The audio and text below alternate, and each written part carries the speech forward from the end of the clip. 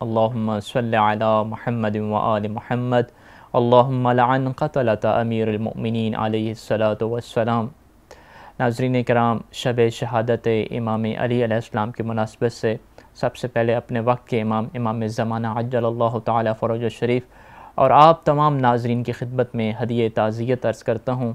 मुसीबत की ये शब है कि जिस शब मेरे मौला को इस दुनिया से जाना पड़ा और मेरे मौला ने दाग़ मुफ़ारक़त दिया और वो नदा बुलंद हुई थी, हिदायत के चराग़ गिर गए, हिदायत के मनारे ख़त्म हो गए।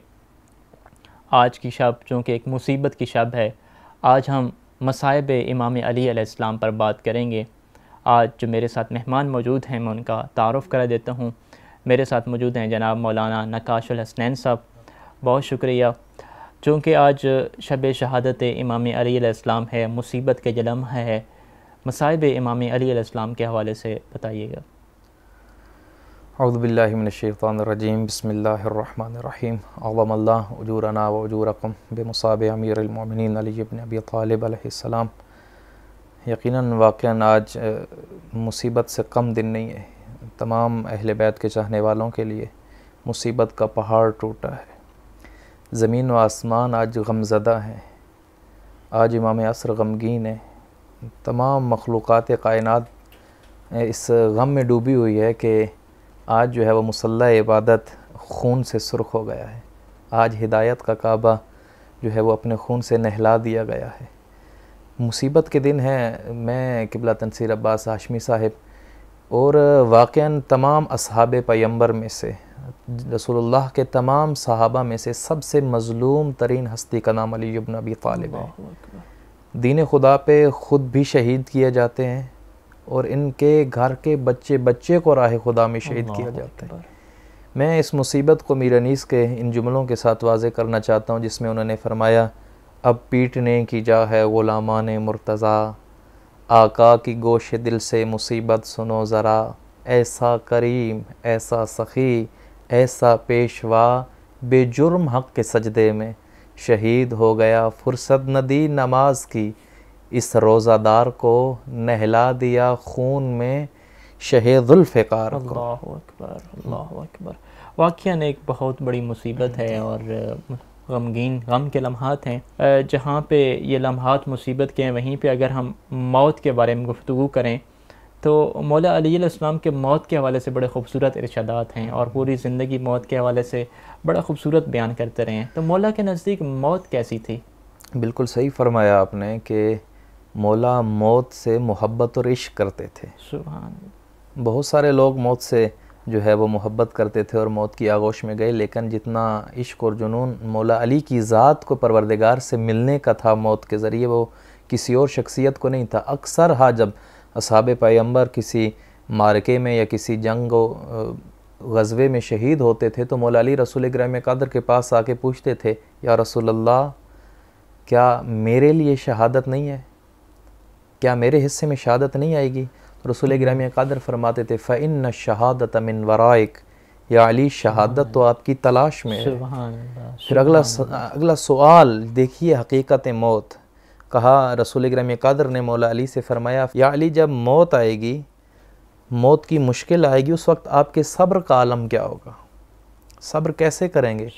और आप जानते हैं कि जब कोई मुसीबत आती है तो इंसान सब्र करता है। परवरदिगार की तरफ से कोई मुश्किल आ जाए तो सब्र का दामन थामे रहना चाहिए। तो मौला अली अलैहिस्सलाम जवाब में खूबसूरत जुमला फरमाते हैं। वाक़अन मौला अली की ज़िंदगी, इनको अगर देखा जाए तो बेमिसाल ज़िंदगी है।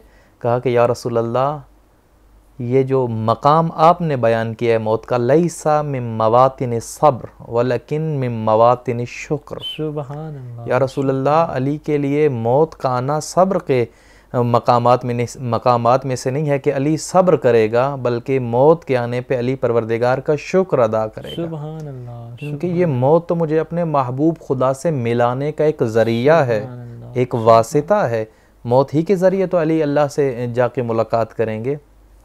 बहुत सारी जो है वो रिवायात में मौला अली अलैहिस्सलाम ये भी फरमाया करते थे, जैसा कि अगर कोई प्यासा दिन भर का प्यासा हो, शिद्दत प्यास से निढाल हो, दूर से जब वो किसी पानी को देखता है, तालाब और कुएं को देखता है, जो खुशी उसे नसीब होती है अली उससे ज़्यादा उस वक्त खुश होगा जब मौत को करीब से देखेगा। सुभान अल्लाह, सुभान अल्लाह। अली तो वो हैं कि जिनके सामने मौत भी हीच नज़र आती है। अली की शख्सियत इतनी बुलंद है। सिलसिला गुफ्तगू को आगे बढ़ाएंगे। मैं पूछना चाहूँगा उस रात के बारे में जो इमाम अलैहिस्सलाम की आखिरी रात है, कि जिस रात के बाद इमाम इस दुनिया में नहीं रहेंगे, उस रात का क्या अहवाल है? बहुत मुश्किल रात है, मरहला है। हम और आप अपनी ज़िंदगी में देखें, जब कोई हमारा एक अज़ीज़ हमसे जुदा होने लगे और हमें पता हो कि ये शख्सियत हमसे 1 बरस या 2 बरस के लिए दूर हो रही है। माँ से कोई बेटा जुदा हो रहा हो, किसी और मुल्क में जा रहा हो तो परेशान होती है, और जुदा होने वाली ज़ात अली की हो और मोहब्बत करने वाले हसन व हुसैन व बीबी ज़ैनब जैसी शख्सियत हो। वक्त आखिर है, मुलाकात दोबारा नहीं होगी इस ज़ाहिरी दुनिया में। जब से ज़रबत लगी है उस रात से लेकर जो आखिरी शहादत की रात है, मौला अली ने एक वाक़यान इसमें भी एक अपने आने वालों के लिए और अपने चाहने वालों के लिए बेकसीर और जो है कसरत से फ़वाइद बयान किए। परवरदिगार की ज़ात को वाज़े किया, रसूल गिरामी क़ादिर की ज़ात को वाज़े किया। ख़ुद सलूनी का दावा, आप शब शहादत की बात कर रहे हैं, अपने एक सहाबी के साथ बैठ के ये भी दावा किया सलूनी। अली बताना चाह रहे हैं कि मौत के वक्त भी इल्म का दामन न छोड़ना। सुभान अल्लाह, सुभान अल्लाह। इल्म का दामन न छोड़ना, इल्म से मोहब्बत करना। इन रातों में कहा करते थे, अल्लाहुम्मा बारिक ली फिल मौत, परवरदिगार मेरे लिए मौत को बाबरकत बना दे। अल्लाहुम्मा बारिक लना फी लिकाइक, परवरदिगार जो अली तुझसे मिलना चाह रहा है इस मुलाकात को बाबरकत बना दे। क़द क़रबल अजल वन क़तल अमल, कहा कि मुद्दत हयात पूरी हो गई है, मौत आने वाली है, आरज़ुएँ ख़त्म हो चुकी हैं। फिर कभी कलमे इस्तिरजा पढ़ते थे, इन्ना लिल्लाह व इन्ना इलैहि राजिऊन, हमने सब ने परवरदिगार की तरफ पलट के जाना है। और जब मौला अली हालत जो है वो ज़ख्म में होते हैं, घर पे होते हैं, परेशान होते हैं, उस वक्त बहुत सारे जर्राह बुलाए जाते हैं कि देखा तो जाए कि मौला अली का ज़ख्म किस कैफियत का है, मौला इससे जो है वो सही हो सकेंगे, क्या सूरत हाल है। तो असीर बिन उम्र हानी, जिसके ऊपर दस्तार तबाबत बांधी गई थी उसके सर पे, सबसे बड़ा तबीब और डॉक्टर वहाँ का समझा जाता था, उसने कहा गोस्फंद के फेफड़े की एक गर्म रग ले आओ, मैं देखना चाहता हूँ अली का ज़ख्म कहाँ तक पहुँचा है। एक रग लाई जाती है, वो सर जो वर्क हुआ था, 2 नीम हुआ अली का सर, उसमें उसने गोस्फंद के एक फेफड़े की रग को रखा। जैसे ही उसने उस रग को उठाया तो मौला अली के मगज़ का गोदा उसके ऊपर लगा हुआ था। जैसे ही उसने इस रग को देखा और ज़ख्म की जो है वो गहराई को मापा, उसने कहा कि इमाम हसन को बुलाने के बाद कि ये अपना अली है, अली के फ़र्जंद, जो ज़ख्म है उसकी मिकदार बहुत गहरी है, ज़ख्म अली के मगज़ तक पहुँच चुका है, अली के सर को 2 नीम कर चुका है। उसने एक जुमला फरमाया जो मुसीबत टूट के बरसा आले अली पे। आखिर में उसने एक जुमला कहा, या अली बस आप वसीयत फरमा लें। अल्लाहु अकबर। ये जुमला, या अली आप वसीयत फरमा लें, आप और मैंने सुना है, नाजरीन सुन रहे हैं, तकलीफ़ दे जुमला है, लेकिन इमाम हसन और हुसैन की क्या कैफियत होगी। या अली आप वसीयत फरमा लें। गिरिया किया इमाम हसन और इमाम हुसैन ने। मौला अली ने इमाम हसन और हुसैन को करीब बुलाया और कहा कि परेशानी की ज़रूरत नहीं, अली तो रब से मुलाकात करने के लिए जा रहा है। फिर मौला अली इब्न अबी तालिब ने वसीयत फरमाई, मैं अपने नाजरीन से भी यही गुजारिश करूँगा कि इस मुख्तसर नशिस्त में मैं तमाम की तमाम तो बयान नहीं कर पाऊँगा, लेकिन अगर दिक्कत से देखा जाए तो मौला की वो वसीयत जो मौला ने अपने चाहने वालों तक इमाम हसन और हुसैन के ज़रिए पहुंचाई, वो वसीयत तो पढ़नी चाहिए कि ज़िंदगी का बहुत ही अच्छे उसमें नसाइह मौजूद हैं और एडवाइसेस मौजूद हैं। ज़िंदगी का खुलासा बयान कर रहे हैं अली इब्न अबी तालिब अलैहिस्सलाम। एक जुमला मैं बयान करूँगा। मौला ने अपने बेटे मौला हसन को फरमाया, बेटा कूनु लिज़्ज़ालिम खस्मन बल लिल मज़लूम होना, बेटा ये कानून बना लो, हमेशा मज़लूम के मददगार रहना, जालिम के दुश्मन बन के रहना। वसीयत अली है। हमें मौला अली की वसीयत पर ही अगर अमल कर लिया जाए तो ये मुआशरा बेमिसाल मुआशरा बन जाएगा। मज़लूम से मदद की जाए चाहे वो कोई भी हो, जालिम से अदावत की जाए चाहे वो कोई भी हो, इसी मज़लूम से मोहब्बत ने अली को आखिर वक्त तन्हा नहीं छोड़ा। जब इसी तबीब ने कहा कि ज़ख़म ज़्यादा है, तकलीफ़ मौला अली की अगर कम करनी है तो मौला अली को दूध पिलाया जाए, अली को दूध पिलाया जाए। दूध कीमती चीज़ है, पानी बेकीमत चीज़ है।